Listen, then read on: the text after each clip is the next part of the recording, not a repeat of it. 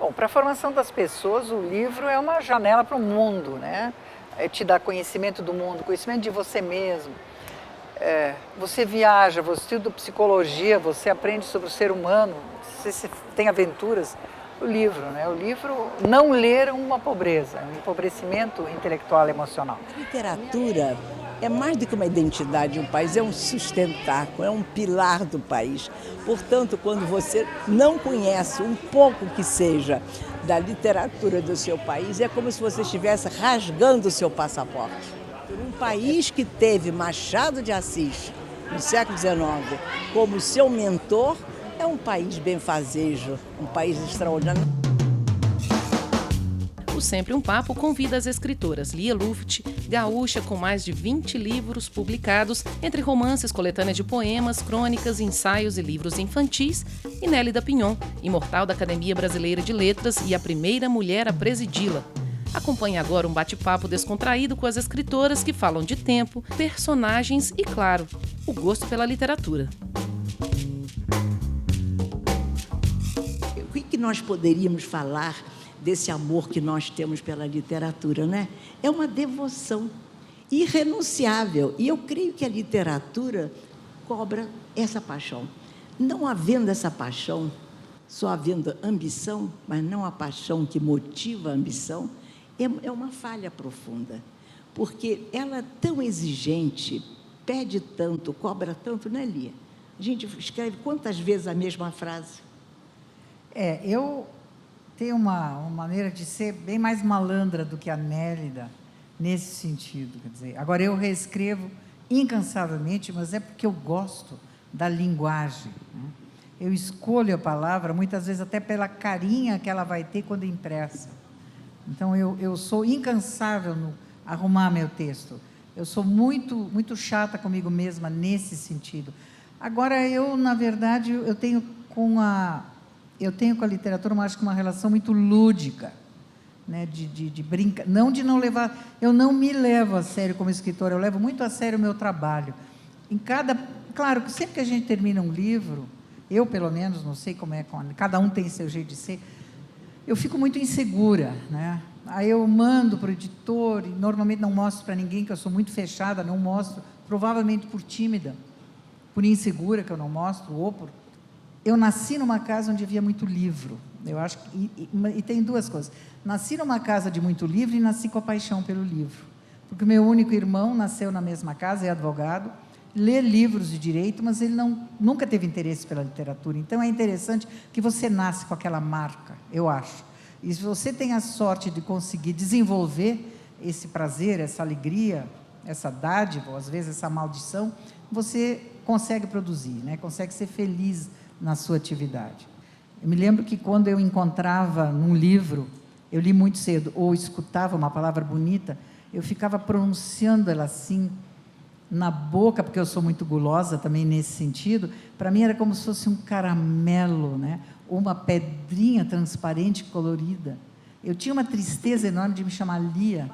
Eu dizia, mamãe, eu não posso me chamar Verônica, Virgínia, um nome lindo assim, né? Lia era um nome muito sem graça. Então, essa paixão pelas palavras e pelas histórias e pelo lado avesso das pessoas, né? Então, por isso, embora eu não seja uma pessoa trágica, etc., né? Eu tenho esse lado. Quando eu escrevo, eu gosto do avesso. Quantos livros você leu esse mês? Quantos livros tem na tua casa? Então, eu acho que também o prazer da leitura é uma coisa que você transmite, é um legado. Se você não tem livro em casa e ninguém lê, muito dificilmente teu filho, pode acontecer, claro, mas eu acho que isso é um legado, uma coisa muito bonita, né?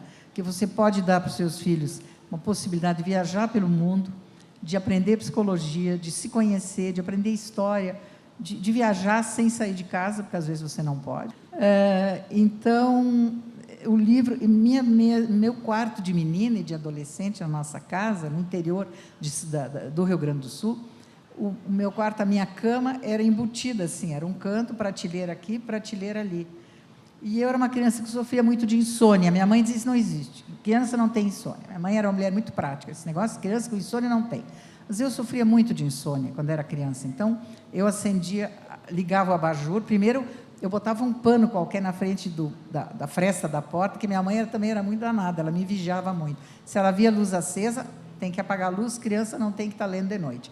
Eu botava ali o pano na frente da fresta, ligava o abajur, estendia a mão, pegava um livro. Os livros eram meus amigos, né?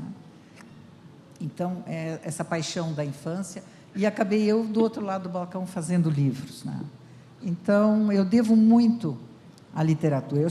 Eu quando estou inventando personagens e histórias, para mim aquilo acaba sendo verdadeiro. Eu convivo com aquelas personagens quase como se fossem reais, né? Eu me lembro que num romance em que tem um anãozinho, que é acho que é o Exílio, aquele anãozinho, de vez em quando eu tinha a impressão que ele ia sair correndo debaixo da minha escrivaninha. E aí me dei conta, a ficção tem a mesma raiz latina do verbo fingir. A ficção é um fingimento, é uma mentirinha que você vai inventando. Mas ela parece tão verdadeira que ela acaba sendo a verdade da minha mentira, ela se torna muito real. Não sei se com vocês é assim, mas para mim se torna muito real. E quando eu termino, eu fico com saudade de um personagem. E eu, ao contrário de muitas pessoas, acho que nesse sentido, por exemplo, a internet ajuda. Porque, primeiro, a menina está sempre escrevendo. Pode não ser o português de Camões ou de Machado, mas estão sempre se comunicando por escrito. E, por outro lado, as pessoas têm acesso ao livro na internet. Então, repito, não pagam, mas tem, o livro está ali, é só querer. A história da vida de cada qual, ela tem várias visões. Você analisa a sua própria vida de diversos ângulos. Há momentos que você tem a sensação que é fácil de traduzir você própria. Há uma coerência na sua trajetória. Mas, de repente, você se dá conta que o grau de mistério é de tal ordem que a sua medida é insuficiente. Você não sabe como averiguar a sua vida. Eu, por exemplo, estou num momento da minha vida que eu faço exames, mas também não me fixo demasiadamente nas minhas raízes. Mas eu sei que eu tenho raízes. Eu sei que houve uma certa harmonia entre a minha vida, mesmo disparatada, mesmo com momentos caóticos, momentos desenfreados, que, em relação a isso que eu lhe disse e ao que eu sou hoje, eu não tenho a sensação, queridos amigos, de arrependimentos profundos da minha vida. Nesse sentido, o tempo trabalha a seu favor se você pode estabelecer uma conivência com o tempo. Então, eu sei que a morte é imperativa, não tenho ilusões quanto o que vai sobrar de você, que a gente tem muita esperança que você aceita os reclamos da morte, desde que a morte deixe uma lembrança sua muito forte, que você possa prosseguir, sobretudo os escritores. O escritor tem um compromisso terrível, quase irracional, com a glória. A glória que, muitas vezes, estimula brigas entre os grupos, brigas entre os escritores. Não é a disputa financeira, é a disputa pela glória. E a glória é muito econômica, é a vara, dá os seus pedacinhos, as suas estrelas fulgurantes para muito poucos. E, além do mais, então nós ficamos com a ilusão, o escritor, de que a glória não precisa ser um reconhecimento no presente, que a glória pode vir daqui a 100 anos. Então, nós morremos e vivemos e fabricamos a nossa obra com a sensação que um dia a nossa memória, já posta na terra, já vai ser reconhecida, que a obra vai ser reconhecida. Como, por exemplo, vocês veem, por exemplo, Machado de Assis, né, que é a paixão da minha vida, ele perdura intacto, extraordinário. Cada vez mais o mundo lentamente descobre a importância de sua obra. Ele é um escritor tão excepcional, penso eu o comparo com Flaubert, Stendhal, como um dos grandes romancistas da segunda metade do século XIX. E ele, penso eu, que para nós brasileiros é um exemplo, ele é uma figura que realmente nos estimula a acreditar que a literatura é possível para um brasileiro, que caso tenhamos falhas educacionais, falhas intelectuais, nós podemos suprir essas lacunas, esses hiatos, com o estudo, com a permanência, com o trabalho profundo, porque a literatura não é para os fracos, hein? E a literatura não é inocente. A literatura é pecaminosa, que eu gosto desse conceito. A literatura é pecaminosa, ela é tendenciosa para ser legítima, para tentar contar a história dos seres humanos. Você não pode se acercar do ser humano com delicadezas. E você também tem que entender que a literatura, não é? Ela é amoral e imoral ao mesmo tempo, porque, sendo o que ela pode ser e o que ela deve ser, ela tem no seu substrato, nas suas funduras, uma vocação para a grandeza. A literatura tem uma vocação para corrigir os desvios humanos. É quase que inevitável.